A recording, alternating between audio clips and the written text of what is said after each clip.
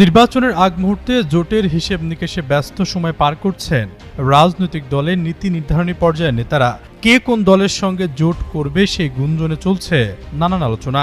জুলাই গণ অভ্যুত্থানে ছাত্র নেতাদের দল এনসিপিকে ভোটের মাঠে সঙ্গে পেতে মরিয়া দেশের প্রধান রাজনৈতিক দল বিএনপি। সম্প্রতি ফিনান্সিয়াল টাইমসকে দেওয়া সাক্ষাৎকারে দলটির ভারপ্রাপ্ত চেয়ারম্যান তারেক রহমান বলেন, গণতন্ত্রকামী যে কোনো দলকে নিয়ে সরকার গঠনে প্রস্তুত বিএনপি। এসব দলের মধ্যে গত বছর অভ্যুত্থানের সামনের কাতারে থাকা ছাত্রদের নেতৃত্বে গড়ে ওঠা একটি নতুন দল রয়েছে। তারেক রহমানের এই বক্তব্যে বিএনপির সঙ্গে এনসিপি নির্বাচনী সমঝোতার বিষয়টি জোরালোভাবে সামনে এসেছে। জোট গঠন ইস্যুতে আলোচনা এগোলেও এখন পর্যন্ত চূড়ান্ত কোনো সমঝোতা হয়নি বলে জানিয়েছেন উভয় দলের নেতারা। বিএনপির স্থায়ী কমিটির সদস্য সালাউদ্দিন আহমেদ জোট গঠন ইস্যুতে বলেন, ফ্যাসিবাদ বিরোধী সব দলের সঙ্গে নিয়মিত যোগাযোগ রয়েছে।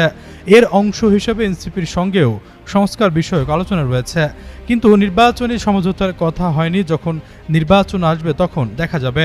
ফ্যাসিবাদ বিরোধী অন্যান্য দলের মতো এনসিপির সঙ্গেও সমঝোতা হতেও পারে, আবার নাও হতে পারে।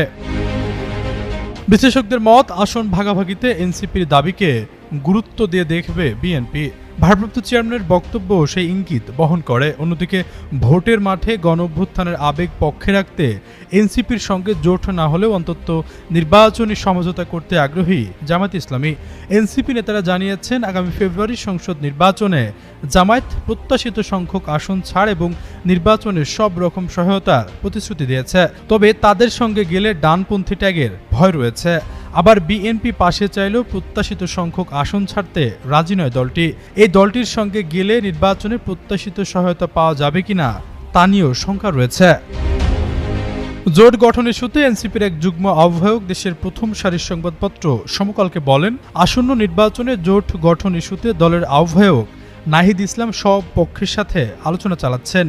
যুগপথ আন্দোলনে এনসিপিকে যুক্ত করতে গত মাসে তার বনশ্রীর বাসায় গিয়েছিলেন জামাতের সেক্রেটারি জেনারেল মিয়া গোলাম পরোয়ার। এতে সাড়া না দিয়ে নাহিদ ইসলাম বিএনপি নেতা সালাউদ্দিন আহমেদের সঙ্গে বৈঠক করেছেন।